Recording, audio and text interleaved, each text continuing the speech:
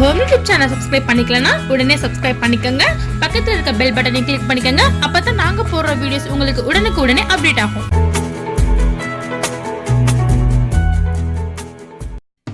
வணக்கம். நம்ம இன்னைக்கு கல்யாண மட்டன் பிரியாணி எப்படி செய்யுதுன்னு சொல்லிட்டு பார்க்கலாம். இதுக்கு என்னென்ன பொருட்கள் தேவை அப்படிங்கிறத நான் இப்போ உங்களுக்கு ஷோ பண்றேன். அதே சமயம் அந்த அளவு என்னென்ன வேணுங்கிறதையும் நான் சொல்றேன். இப்போ நம்ம எவ்வளோ பிரியாணி ஆக்க போறோம் அப்படின்னா இது 150 பேர் சாப்பிடலாம். அவ்வளோக்கு 12 கிலோ அரிசி போட்டு 15 கிலோ கறி போட்டு இப்போ செய்ய போறாங்க. அதை தான் நான் உங்களுக்கு இந்த வீடியோவில் காட்ட போறேன். 15 கிலோ கறி, அதுக்கப்புறம் கரம் மசாலா தூள், எல்லா பொருளுமே நான் சொல்றேன். முதல்ல கரம் மசாலா தூள் இவங்க அரைச்சிக்கிறாங்க. கரம் மசாலா தூள் எப்படி அரைக்கிறது நாங்கள் போட்டிருக்கோம், இருந்தாலும் திரும்ப நான் சொல்றேன். இதுக்கு சுருள்பட்டை தேவை, ஏலக்காய் தேவை, கிராம்பு தேவை. அதாவது சுருள்பட்டை 40 கிராம், ஏலக்காய் 30 கிராம், கிராம்பு 25 கிராம். இது எல்லாத்தையும் போட்டு அரைக்கணும். அதுதான், வேற எதுவுமே போடக்கூடாது. கரம் மசாலா இது 3 போட்டு தான் அரைக்கணும். இப்ப நான் சொல்றது அதாவது 150 பேர் சாப்பிடலாம். 15 கிலோ கறி போட்டு 12 கிலோ அரிசிக்கு நான் சொல்றேன். 12 கிலோ அரிசி போடுறதா இருந்தா சுருள்பட்டை 40 கிராம், ஏலக்காய் 30 கிராம், கிராம்பு 25 கிராம். இது அரைச்சா நமக்கு கரம் மசாலா தூள் ரெடி ஆயிரும். இது எல்லாத்தையும் மிக்சி ஜார்ல போட்டு இவங்க நல்லா போட்டு அரைச்சு எடுத்துக்குவாங்க. இப்ப நம்ம இவங்க அரைக்கிறத நம்ம பார்க்கலாம். அரைச்சா நமக்கு பவுடர் கிடைக்கும். அதுதான் கரம் மசாலா தூள். சில பேர் வேற மாதிரிலாம் செய்வாங்க, அதெல்லாம் தேவையே இல்லை. இதை நீங்க செஞ்சாலே போதும், நமக்கு சூப்பரான கரம் மசாலா தூள் போதும் கிடைக்கும். நமக்கு மட்டன் பிரியாணில இதை போட்டா போதும். பிரியாணி ரொம்ப ரொம்ப வாசனையாகவும் சுவையாகவும் இருக்கும். அதாவது கரம் மசாலா தூள் பிரியாணிக்கு ரொம்பவே முக்கியம். ஸோ இது மாதிரி செஞ்சீங்கன்னா தான் போதும், வேற எதுவும் நம்ம சேர்க்க தேவையில்ல. இந்த கல்யாண பிரியாணி ரொம்ப சுவையா இருக்கும். அவங்க ஊர் ஸ்டைல்ல ஆக்குறாங்க. அதாவது இஸ்லாமிக் ஸ்டைல்ல ஆக்கி நமக்கு கொடுக்க போறாங்க. 150 பேர் சாப்பிடுற அளவுக்கு பிரியாணி நம்ம சேனல்ல போடுறோம். பாருங்க, இப்ப நான் அடுப்புல வைக்கவே இல்லை. பிரியாணி ஆக்கிறதுக்கு ஒரு தேக்ஸா, அதாவது 12 கிலோ அரிசி 15 கிலோ கறி கொள்ற அளவுக்கு பெரிய தேக்ஸா ஒரு நம்ம பார்த்து எடுத்துக்கணும். இவங்க அடுப்புல வைக்கலாம். அடுப்புல வைக்காமலே என்ன பண்றாங்கன்னா அதுல 2 லிட்டர் கஜபதி ஊற்றுறாங்க. அதாவது கஜபதி ஆயில் இல்லைன்னா நீங்க சன்ஃப்ளவர் ஆயில் கூட யூஸ் பண்ணிக்கலாம். அதாவது 15 கிலோ கறி, 12 கிலோ அரிசி, 150 பேர் சாப்பிட்ற அளவுக்கு பிரியாணி இது. இப்போ அதாவது அது 2 லிட்டர் கஜபதி ஆயில், 1 லிட்டர் நெய். நல்லா சூப்பரான நெய், நல்லா பியூரான நெய் கிடைச்சா வாங்கி அதை போட்டுக்கோங்க. இப்போ 2 போட்டுருக்காங்க. இவங்க அடுப்புல வைக்காம முதல்ல வச்சுக்கிறாங்க. டிஃப்ரெண்டா பண்றாங்க. ருசி எப்படி இருக்கும்னா ரொம்ப சூப்பரா இருக்கும். இப்ப நம்ம இவங்க செய்யற மாதிரியே தான் பெரிய பெரிய தேவைகளுக்கும் கல்யாண நிகழ்ச்சிகளுக்கும் செய்வாங்க. இப்ப நெய்யை சேர்த்தாச்சு. அளவு நோட் பண்ணிக்கோங்க. கஜபதி ஆயில் இல்லைன்னா sunflower oil 2 litre, 1.5 litre pure ghee, அதாவது நெய் சேர்த்துக்கிட்டாங்க. இப்ப 2 ஒண்ணா மிக்ஸ் பண்ணிட்டாங்க. இது 150 பேர் சாப்பிட்ற மாதிரி நான் திரும்ப சொல்றேன். அதுக்கு தக்க பாத்திரத்தை எடுத்து வச்சுக்கோங்க. சின்ன பாத்திரத்தெல்லாம் வச்சா அளவுக்கு எல்லாம் பிரியாணி வேஸ்டா போயிடும். அதுக்கப்புறம் என்ன சேர்க்கறாங்கன்னா கொஞ்சம் பட்டை, கொஞ்சம் கிராம்பு, கொஞ்சம் ஏலக்காய். நம்ம கரம் மசாலா தூளே நம்ம போடுவோம். இருந்தாலும் இங்க பாருங்க, ஒரு கைப்பு இருந்தாலும் ஒரு 2 டீஸ்பூன் வச்சுக்கோங்க. அந்த அளவுக்கு கொஞ்சம் பட்டை, ஒரு கைப்பிடி அளவு பாருங்க, ஒரு 15 ஏலக்காய், கொஞ்சம் அந்த 15 ஏலக்காய் அளவுக்கு பட்டை, அதே அளவு கிராம்பு, எல்லாத்தையும் 3 ஒண்ணா போட்டுக்கிறாங்க. இப்ப அடுப்பு ஆன் பண்றாங்க. அதுக்கப்புறமா தூக்கி அந்த வெசல வைக்கிறாங்க. இப்ப கொதி ஹீட் ஆகணும். அதுக்கப்புறம் என்ன சேர்க்க போறாங்கன்னா இந்த ஆயில், எண்ணெய் இதெல்லாம் ஹீட் ஆனதுக்கு அப்புறம் வெங்காயம் மொத்தம் எத்தனை கிலோனா 8 கிலோ வெங்காயம். 8 கிலோ வெங்காயம் அப்படிங்கும்போது இது மாதிரி நறுக்கி வச்சுக்கோங்க. 8 கிலோ வெங்காயம், அதாவது 150 பேர் சாப்பிட்ற அளவுக்கு நான் சொல்லிட்டு இருக்கேன். 8 கிலோ வெங்காயத்தை நறுக்கி வச்சு இப்ப 8 கிலோ வெங்காயத்தை அதுல போட போறாங்க. வெங்காயத்தை இது மாதிரி பியூரா நல்லா அழகா பார்த்து முன்னாடியே வாஷ் பண்ணிட்டு கட் பண்ணி வச்சுக்கோங்க. கட் பண்ணி இப்போ அந்த ஆயிலும் எண்ணெயும் ஹீட் ஆனதோட இது நம்ம சேர்த்துடலாம். இப்போ இவங்க சேர்த்துருவாங்க. வெங்காயம் நல்லா வதங்கணும். எவ்வளவு வெங்காயம் வதங்குதோ அவ்வளோ நமக்கு ருசி கொடுக்கும். ஸோ இப்போ இவங்க வெங்காயத்தை போட்டுட்டாங்க. இப்போ வெங்காயத்தை நல்லா வதக்க வச்சிடலாம். வெங்காயம் நல்லா வதங்கட்டும். நல்லா நான் அவங்ககிட்ட கேட்டு செய்யும் போது அவங்க சொன்னாங்கன்னா கோல்டன் கலர்ல வெங்காயம் வதங்கணும், வெங்காயம் நல்லா ஃப்ரை ஆகணும் அப்படின்னு சொன்னாங்க. ஸோ நல்லா ஃப்ரை பண்றாங்க. அதே மாதிரி நீங்களும் பெரிய பெரிய நிகழ்ச்சிகளுக்கு இதை பார்த்து பிரியாணி செய்யணும்னு ஆசைப்பட்டா வெங்காயத்தை நல்லபடியா ஃப்ரை பண்ணிக்கோங்க. இந்த பிரியாணி ரொம்பவே சுவையா இருக்கும், ரொம்பவே டேஸ்டா இருக்கும். முஸ்லீம் வீட்டு தேவைகள்ல, எல்லா வீட்டு தேவைகள்லையுமே சரி, ரொம்ப சூப்பரா பிரியாணி விரும்பி சாப்பிடுவாங்க. விரும்பி சாப்பிடக்கூடிய உணவு. ஸோ நிறைய பேருக்கு எப்படி செய்யணும்னு தெரியாது. நிறைய பேருக்கு சமைக்கும் போது ஐடியா கிடைக்காது. ஸோ நான் சொல்ற அளவெல்லாம் போட்டு இதே மாதிரி செஞ்சீங்கன்னா உங்களுக்கு சூப்பரான பிரியாணி உங்களுக்கு ரெடி ஆகும். இப்ப வெங்காயத்தை நல்லா வதக்க விடலாம். வெங்காயத்தை நல்லா வதக்கிட்டு அதாவது நம்ம பிரியாணி ஆக்குறதுக்கு அதுக்கு ஏற்ற பாத்திரமும் இருக்கணும். அதுக்கேற்ற மாதிரி பாத்திரம் வச்சு எல்லாம் இருக்கணும். அப்புறம் தயிர் தேவை.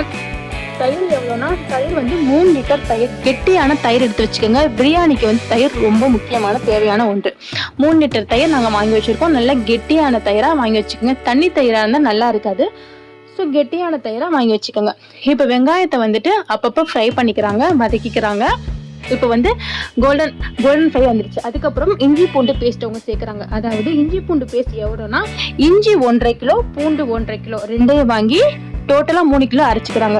அதுக்கப்புறம் அரைச்சதை போட்டாச்சு. அதுக்கப்புறம் மிளகாய்த்தூள் வந்துட்டு எவ்வளோன்னு பார்த்தா 300 கிராம் மிளகாய்த்தூள் போட்டாங்க. 300 கிராம் மிளகாய்த்தூள் போட்டு அதோட வந்து அரைச்சிக்கிட்டாங்க. அப்புறம் பச்சை மிளகாய் வந்து அரை கிலோ பச்சை மிளகாவை வந்து போட்டு அதுலேயும் போட்டு நல்லா வதக்கிடுங்க. பச்சைக்கிழமை போட்டு அதே நல்லா வதக்கிடுங்க. அதையும் போட்டு நல்லா எல்லாத்தையும் ஒன்றா வதக்கிடுங்க. நம்ம எவ்வளோக்கு எவ்வளோ நீங்கள் வதக்கல் கொடுக்குறீங்களோ அவ்வளோக்கு எவ்வளோ டேஸ்ட்டாக இருக்கும். ஸோ அவ்வளோக்கு எவ்வளோ நல்லா வதக்கிடுங்க. இவங்க ஸ்டைல் பிரியாணி வந்து ரொம்ப வித்தியாசமாக இருக்கும். ரொம்ப ரொம்ப சூப்பராக, அதாவது இப்போ செஞ்சுட்டு இருக்கும் போதே நல்ல வாசனை மனமாக இருந்துச்சு. ஸோ நம்ம வந்துட்டு இது எல்லாருக்குமே நிறைய பேர் ஆக்கிறதுக்கு வந்து சில பேருக்கு தெரியாது. அதுக்காக தான் நான் போஸ்ட் பண்ணுறேன் இந்த வீடியோ. அதுக்கப்புறம் தக்காளி வந்துட்டு ஒரு 6 கிலோ தக்காளியை நறுக்கி நல்லா வாஷ் மட்டும் நறுக்கி அதையும் போட்டு நல்லா வதக்கிடுங்க. இப்போ எல்லாத்தையும் சேர்த்து நம்ம ஒன்றா வதக்கலாம். அதே மாதிரி 8 கிலோ வெங்காயத்துக்கு 6 கிலோ தக்காளி இப்போ நல்லா ஃபுல்லாக வதக்குறாங்க. எவ்வளோக்கு எவ்வளோ வதக்கல் கொடுக்குறோமோ அவ்வளோக்கு எவ்வளோ பிரியாணி ரொம்ப சுவையாக இருக்கும். ஸோ நல்லா வதக்கிடுங்க. இவங்க வந்து நல்லாவே ஃப்ரை பண்ணிக்கிறாங்க. அந்த ஆயிலையும் நெய்யிலையும் சேர்ந்து எவ்வளோக்கு எவ்வளோ வதக்கல் கொடுக்குறோமோ அவ்வளோக்கு எவ்வளோ சுவையாக இருக்கும். அப்புறம் தயிர் நான் சொன்ன மாதிரி 3 லிட்டர் கெட்டியான தயிர் அவங்க வந்து அளந்து ஊற்றுறாங்க. 3 லிட்டர் கெட்டியான தயிரை ஊற்றுறாங்க. இதெல்லாம் நான் எவ்வளோக்கு சொல்கிறேன்னா திரும்ப சொல்கிறேன், 150 பேர் சாப்பிட்ற அளவுக்கு. அதே சமயம் கறியில் வந்து 15 கிலோ நாங்கள் போடுவோம். 12 கிலோ அரிசி, அதாவது 12 கிலோ பிரியாணி அரிசி, அந்த அளவுக்கு நான் சொல்லிட்டு இருக்கேன். இப்போ எல்லாத்தையும் போட்டு நல்லா மிக்ஸ் பண்ணியாச்சு. இப்போ நல்லா வந்துட்டு எண்ணெயிலையும் தயிர் நம்ம போட்டுக்க வெங்காயம் தக்காளி எல்லாமே வந்துட்டு என்ன ஆகணும் அப்படின்னா ஃபுல்லாக வந்துட்டு அதாவது அதுலேயே வந்து சூட்டாகவே நல்லா அதுவே ஃப்ரை ஆகணும். எல்லாத்தையும் வதங்கிடுவோம். அதுக்கப்புறம் புதினா இலை மல்லி இலைன்னு பார்த்தா மல்லி இலை வந்துட்டு 2 கட்டு பெரிய கட்டாக வாங்கி வச்சுக்கோங்க. புதினா இலை வந்துட்டு 1 கட்டு. அது என்ன பண்ணிக்கோங்கன்னா நல்லா ஆஞ்சு கிளியர் பண்ணி பூரா கழுவி வாஷ் பண்ணி வச்சுக்கோங்க. திரும்ப சொல்கிறேன், மல்லி வந்து நல்லா பெரிய கட்டாக 2 கட்டு, மல்லி இலை 2 கட்டு, புதினா இலை வந்து 1 கட்டு. இங்கே பாருங்கள், நல்லா வாஷ் பண்ணி கழுவி வச்சுக்கிட்டாங்க. வாஷ் பண்ணி கழுவி இது மாதிரி நம்ம வச்சுக்கணும். ஏன்னா அதில் பூச்சி இருக்கும், பழசு இது இருக்கும், ஏதாச்சும் இருக்கும். அதான் ஸோ நல்லா வாஷ் பண்ணி இது மாதிரி வச்சுக்கோங்க. வச்சு அது நல்லா குட்டி பொடியாக அரைஞ்சு வச்சிருக்கோங்க. ஏன்னா பிரியாணிக்கு நம்ம போடும் போது அது புதினால மல்லியில சேர்த்து நல்லா இருக்கும். ஸோ பொடியாக அரைஞ்சு வச்சுக்கோங்க. அதுக்கப்புறம் உப்பு வந்து எவ்வளோன்னு பார்த்தா நான் வந்துட்டு உப்பு வந்து தேவைக்கேற்ப போட்டுக்கலாம். இப்போ இவ்வளோ அதாவது 1/2 கிலோ உப்பு போட்டுக்கோங்க. எதுக்குன்னா இது வந்துட்டு பிரியாணி அப்படிங்கும் போது உங்களுக்கு அளவுங்கிறதுக்காக நான் சொல்கிறேன். இது வந்து நம்ம ஒரு 1/2 கிலோ நீங்கள் உப்பு சேர்த்துக்கலாம். உப்பு கூட குறைச்சி பார்த்து டேஸ்ட் பண்ணி போட்டுக்கோங்க. அதுக்கப்புறம் வந்து என்னன்னா, இப்போ மல்லி இலை புதினா இலை நம்ம போடுறோம். மல்லி இலை புதினா இலை வந்து பொடியாக நறுக்கி வச்சுக்கோங்க. பொடியாக நறுக்கிறது முக்கியம்.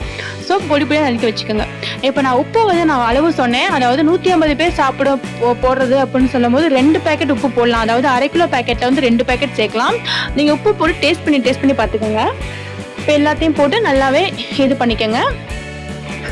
நல்லா வந்து எல்லாத்தையும் ஒன்றா வதக்கிடுங்க. உப்பு அளவு வந்துட்டு நான் சொன்ன மாதிரி, அதாவது 150 பேர் அப்படிங்கும் போது 12 கிலோ அரிசிங்கும் போது நீங்கள் வந்து 1 கிலோ சேர்த்து 1 கிலோ போட்டுக்கலாம். 1 கிலோ 2 பேக்கெட் அப்படின்னு பார்த்தா அரை கிலோவா 1 கிலோ போட்டுக்கலாம். போட்டு நல்லா வதக்கிடுங்க. உப்பு மட்டும் அளவு டேஸ்ட் பண்ணிக்கோங்க. அப்புறம் வந்து இப்போ நம்ம ஃபுல்லாக நல்லா வதக்கிட்டோம். இப்போ நம்ம போட்டிருக்க பொருள் எல்லாம் சேர்ந்து வதக்கணும். அதே சமயம் நான் மல்லி இலை புதினா இலை வந்து நீங்கள் பொடிசாக வந்து நரிச்சுக்கணும். அது எவ்வளோ நம்ம சாப்பிடும் போது இலைகள் அதாவது பிரியாணியில் கிடக்கும். ஸோ நைஸாக அரிஞ்சால் மட்டும் தான் டேஸ்ட்டு கொடுக்கும். புதினா இலை மல்லி இலை தான் பிரியாணி டேஸ்ட்டை வந்து கொண்டு வந்து கொடுக்குறது. ஸோ அதெல்லாம் வந்து நல்ல நம்ம வந்து வதக்கும் போது அதை ஃபுல்லாக கரைஞ்சிடணும். அதுக்கப்புறம் கறி நாங்கள் வந்துட்டு 15 கிலோ கறி வாங்கியிருக்கோம். சப்போஸ் 12 கிலோ அரிசிக்கு 12 கிலோ கறியே போடலாம், போதுமானது. பட் கறி எவ்வளோக்கு எவ்வளோ சேர்க்குறோமோ அவ்வளோக்கு எவ்வளோ சுவை அதிகமாக இருக்கும். ஸோ கறியை வந்து நாங்கள் 15 கிலோ எடுத்திருக்கோம். 15 கிலோ கறியை வந்து நல்லா வாஷ் பண்ணிடுங்க. கறி வந்து முத்தின கறியாக இருந்தால் நல்லாவே இருக்காது. கொஞ்சம் இள ஆட்டு கறியாக இருந்தால் தான் நல்லா இருக்கும். கறியில் வந்துட்டு கொழுப்பு ஈரல் அதெல்லாம் சேர்ந்து இருந்தால் தான் நல்லாவும் இருக்கும். ஸோ நல்லா கறியை வாங்கி நல்லா வாஷ் பண்ணிடுங்க. இது வந்து 15 கிலோ கறி. இப்போ 15 கிலோ கறியை நல்லா வாஷ் பண்ணியாச்சு. இப்போ இதுவும் வந்து நல்லா வதங்கிடுச்சு. இப்போ என்ன பண்ண போறோம்னா, அடுத்த ஸ்டெப் என்ன பண்றாங்க அப்படின்னா, இவங்க வந்து என்ன பண்றாங்கன்னா கறியை வந்து சேர்க்க போறாங்க. ஒரு பெரிய கரண்டியை வச்சு அதை கிண்டிக்கிட்டே சேர்த்துருக்காங்க. எதுக்கு அப்படின்னா அடி பிடிக்காம இருக்கிறதுக்காகவும் அப்பதான் டேஸ்ட் நல்லா முருக டேஸ்ட் கொடுக்கும் அப்படிங்கிறதுக்காகவும். இப்போ வந்து அவங்க கறியே சேர்த்துட்டாங்க. இப்போ கறியை வந்து இந்த எண்ணெய், நெய், இந்த மசாலாஸ் இந்த கலவையில வந்துட்டு நல்லா வந்து வதக்குறாங்க. நல்லா வதங்கட்டும். வதங்கின அப்புறம் பார்க்கலாம். ஃபுல்லாக வதங்கணும். ஏன்னா அதில் வந்துட்டு எண்ணெய், நெய் எல்லாம் கறியில் சாரணும். இது வந்து அதாவது நல்லா வதங்கி இந்த கறியில் நல்லா சாந்து அப்புறமா தான் தண்ணியை ஊற்றி வேக விடுவாங்க. நல்லா வந்து கறியெல்லாம் சேர்த்து நல்லா வதங்கணும். அவ்வளோக்கு அவ்வளோ சுவை கொடுக்கும். அப்புறம் எலுமிச்சம்பழம் 20 எலுமிச்சம்பழம் வாங்கி சீடு எல்லாத்தையும் ரிமூவ் பண்ணிட்டு அதோட சாறு எடுத்து வச்சுக்கோங்க. எலுமிச்சை சாறு வந்து தேவை. அதாவது 12 கிலோ அரிசிக்கு 20 எலுமிச்சம்பழம் சாறு. இப்போ எலுமிச்சம்பழம் சாறு தான் ஊத்துறாங்க. 20 எலுமிச்சம்பழம் சாறை வந்து ஊத்திடுங்க. சீடு எல்லாத்தையும் ரிமூவ் பண்ணிட்டு 20 எலுமிச்சம்பழத்தை அதை பிழிஞ்சு சாறு எடுத்து வச்சுக்கிட்டு பியூரா தண்ணி சேர்க்காம அதை ஊற்றணும். ஓகேங்களா? எலுமிச்சம்பழம் இருக்கு பார்த்தீங்கன்னா அதோட சாறு. இப்போ அதையும் சேர்த்தாச்சு. 20 பழம், அதாவது 150 பேர் சாப்பிட்ற அளவுக்கு சொல்லிக்கிறதுக்கு 20 பழத்தை சாப்பிட்டு இப்போ வந்து ஃபுல்லாக இங்கே பாருங்கள், ஃபுல்லாக எல்லாத்தையும் ஒன்றா மிக்ஸ் பண்ணி ஃபுல்லாக நல்லா கலக்கி விட்ருங்க. இப்போ வந்து கறி வந்து வேகத்துக்கு நிறைய நேரம் ஆகும். கறி உடனே வேகாது. இப்போ நான் என்ன பண்ணோம், மூடி வைக்கிறாங்க. இது அப்பப்போ மூடி வச்சு க்ளோஸ் பண்ணணும். ஏன்னா கறி வேகணும். இப்போ அடுத்து வந்து என்ன பண்ண போகிறாங்க அப்படின்னா தண்ணியை ஊற்றி கறியை வந்து வேக விடுவாங்க. இப்போ முதல்ல வந்துட்டு இந்த கறி எவ்வளோ நேரம் ஆகணும், 15 கிலோ கறி அப்படிங்கும் போது கண்டிப்பாக 1 மணி நேரம் ஆகும். ஸோ வந்து நான் ஃபுல்லாக உங்களுக்கு காமிக்க போகிறது கிடையாது.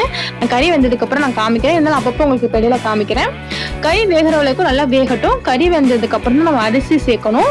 இப்போ வந்து இதுக்கு இடையில வந்து நம்ம அரிசியை வந்து களைஞ்சு வச்சிடலாம். மற்ற வேலையில பார்க்கலாம். இப்போ அரிசியை வந்து களைஞ்சு நான் சொன்ன மாதிரி 12 கிலோ பிரியாணி அரிசி நம்ம கடையிலே விற்கும். 12 கிலோ அரிசி எடுத்து அந்த அரிசியை வந்து நல்லா பியூரா வாஷ் பண்ணிடணும். அதாவது களைஞ்சிடணும். ஒரு 4-5 முறையாவது களைஞ்சு எடுத்துடணும். பிரியாணி அரிசியில் செஞ்சாதான் பிரியாணி வந்து சுவையா இருக்கும். சாதா அரிசியில் செஞ்சால் நல்லா இருக்காது. ஸோ நம்ம களைஞ்சு வச்சுக்குவோம். இப்போ நான் தண்ணி அளவு சொல்லிடுறேன். இப்போ கறி அங்கே வெந்துக்கிட்டு இருக்கு. இப்போ பிரியாணிக்கு வந்து எப்படி தண்ணி ஊற்றணும்னா ஏற்கனவே நம்ம இப்போ இதெல்லாம் போட்டிருக்கோம். அதுலேயே வந்து தண்ணி நிறையா விட்டுருக்கோம். இருந்தாலும் இப்போ வந்து 12 கிலோ அரிசிக்கு 12 கிலோ அரிசி 15 கிலோ கறி அப்படின்னா பெரிய குடமா நல்ல பெரிய குடத்துல ஒரு குடத்தை ஊற்றிடலாம். தண்ணி ஃபுல்லாக ஊற்றிடலாம். இப்போ புரியாதவங்களுக்கு இப்போ என்ன கணக்குனா, இப்போ நீங்கள் எந்த கப்பில் வந்து நீங்கள் அரிசி எடுக்கிறீங்களோ, ஒரு பாத்திரத்தில் நீங்கள் அரிசி எடுத்தா அந்த பாத்திரத்தில் 2 மடங்கு தண்ணி ஊற்றணும். இப்போ ஏதாச்சும் ஒரு அளவு எடுத்துக்கோங்க. ஒரு கப்பில் வந்து நீங்கள் வந்து பிரியாணிக்கு அரிசி எடுக்கிறீங்கன்னா அந்த கப்பில் 2 மடங்கு தண்ணி ஊற்றணும். அதாவது நம்ம எந்த பாத்திரத்தில் நம்ம அரிசி எடுக்கிறோமோ அதில் வந்து 2 மடங்கு. இப்போ கேசரி பவுடர் கலருக்காக நான் போட்டது 1 பேக்கெட் கேசரி பவுடர் வந்து, அதாவது 2 பேக்கெட் கேசரி பவுடர் போட்டுக்கோங்க. ஆரஞ்சு கேசரி பவுடர் போட்டுக்காச்சு. இப்போ எல்லாத்தையும் ஒன்றா மிக்ஸ் பண்ணியாச்சு. தண்ணி அளவு நான் திரும்ப சொல்கிறேன். எந்த ஒரு பெரிய சட்டியில் நீங்கள் ஃபுல்லாக அரிசி எடுத்தீங்கன்னா அந்த சட்டியில் 2 மடங்கு தண்ணி ஊற்றணும். ஓகேங்களா? இப்போ கறி வெந்துருச்சான்னு பார்ப்போம். கறி வெந்துருச்சு. 1 மணி நேரம் ஆயிடுச்சு. இப்போ நம்ம அரிசியை போட்டுடலாம். அரிசியை வாஷ் பண்ணியாச்சு. இப்போ நான் வந்து அரிசியை போட்டுட்டேன். இப்போ பிரியாணியில் என்ன நமக்கு ஒரு முக்கியமான ஒரு விஷயம்னா, அரிசியை போட்ட நிமிஷமே கிண்டிக்கிட்டே இருக்கணும். எவ்வளோக்கு அதாவது நின்று கிண்டிக்கிட்டே இருக்கணும். கிண்டதை மட்டும் ஸ்டாப் பண்ணவே கூடாது. கிண்டிக்கிட்டா போதும் 10 நிமிஷத்துல பிரியாணி நமக்கு ரெடி ஆயிடும். கறி வேகிறது தான் டைம் ரொம்பவே லேட் ஆகும். கறி வேக 1 மணி நேரம் ஆகும். பட் பிரியாணி அது அரிசி போட்டதோட 10 நிமிஷம் தான் கணக்கு. இது மாதிரி பெரிய தேக்ஸா அப்படிங்கிறதுனால நின்று கிண்டிக்கிட்டே இருக்கணும். ஒரு ஆள் வந்து இது மாதிரி கிண்டிக்கிட்டே இருக்கணும். கிண்ட என்ன ஆகும்னா அரிசி டக்குன்னு வெந்துடும். 10 நிமிஷம் தான். 10 நிமிஷத்துல நமக்கு சூப்பரான பிரியாணி ரெடி ஆயிரும். நான் சொன்ன எல்லா ஐட்டமே வந்துட்டு நீங்க ஃபாலோ பண்ணிக்கோங்க. அளவுகள்லாம் நான் தெளிவாக சொன்னேன். அந்த அளவுகள்லாம் போட்டால் உங்களுக்கு சூப்பரான அதாவது கல்யாண பிரியாணி நமக்கு ரெடி ஆயிடும். கல்யாண பிரியாணி நானே சொல்லிட்டேன். இந்த அளவுகள் தான் கரெக்டான அளவு. இப்போ வந்து நான் சொன்ன மாதிரி கிண்டிக்கிட்டே தான் இருக்கணும். தண்ணி அளவு மட்டும் நீங்கள் பார்த்து போட்டுக்கோங்க. நான் சொன்ன மாதிரி என்ன அப்படின்னா, நீங்கள் எந்த பாத்திரத்தில் வந்துட்டு அரிசி எடுக்கிறீங்களோ அந்த பாத்திரத்தில் 2 மடங்கு தண்ணி. இப்போ இதில் உப்பு பார்ப்போம். உப்பு வந்து இப்போ நான் உப்பு கொஞ்சம் தூறாங்க. எதுக்குன்னா உப்பு கொஞ்சம் கம்மியாக இருந்ததுனால நீங்கள் உப்பு வந்து கூட குறைச்சி பார்த்து இந்த பக்குவத்தில் இருக்கும்போது டேஸ்ட் பண்ணி பார்த்து பத்திரம்னா நீங்கள் சேர்த்துக்கோங்க. இங்கே பாருங்கள், உங்க கிண்டிக்கிட்டே இருக்காங்க.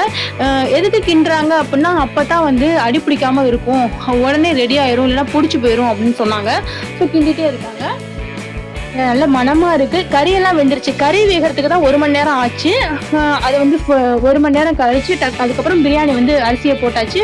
பிரியாணி வந்து இப்போ அரிசியை போட்டதோட 10 நிமிஷம் தான். அது ரொம்ப தேவைக்கு நேரம் வந்து ஆகாது. இப்போ வந்து நல்லா இவங்க கிண்டுறாங்க. இங்க பாருங்க, பிரியாணி நல்ல வாசனை மனமா இருக்கு. 150 பேருக்கு ஆக்குறாங்க அப்படிங்கும் போது கொஞ்சம் டைம் டிலே ஆகுது. மற்றபடி மெத்தட் எல்லாமே ஒண்ணுதான். நீங்க வந்து கொஞ்சமா ஆக்கணும். இதை கனெக்ட் பண்ணி எவ்வளவுக்கு மைனஸ் பண்ணி எவ்வளவுக்கு குறைச்சி போட்டுக்கணும், இதை கனெக்ட் பண்ணி ஒரு கிளாஸ் அரிசி 1 கிலோ அரிசிக்கு நீங்க யூஸ் பண்ணி போட்டுக்கலாம். இப்போ வந்து இங்கே பாருங்க ஃபுல்லாக வந்துட்டு ரெடி ஆயிடுச்சு. இப்போ வந்து தண்ணியெல்லாம் வத்திருச்சு, அரிசியும் வந்துட்டு கிட்டத்தட்ட வெந்துருச்சு. இப்போ அடுத்து என்ன பண்ண போகிறாங்க அப்படின்னா, இப்போ வந்து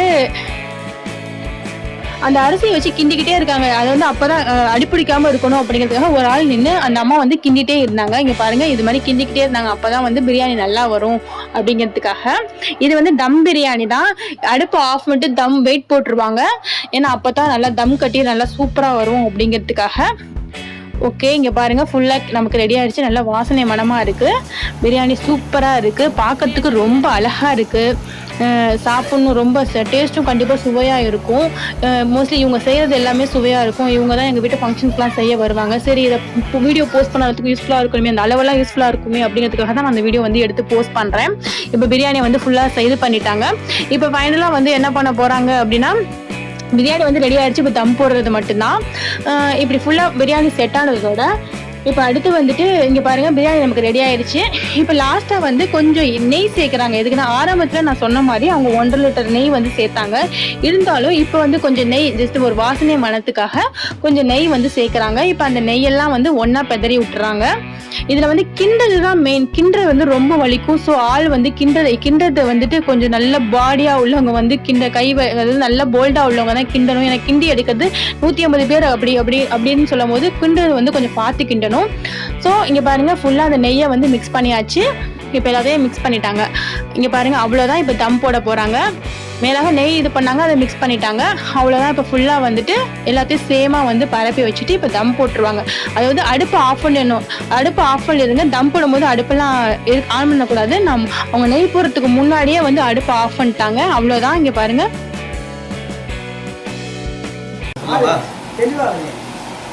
இப்போ வந்து பிரியாணி வந்து ரொம்ப அருமையாக பார்க்க ரொம்ப வித்தியாசமாக இருக்குது, நல்லா இருக்கு. பார்க்க போல திட்டு பாப்பா எப்படி இருக்குன்னு.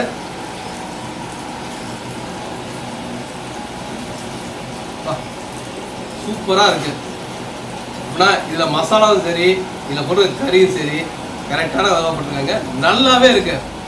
இந்த மாதிரி உங்கள் வீட்டில் சரி நினைக்கிறா எங்கள் கோவில் டிப்ஸ் சேனலில் பாருங்கள்.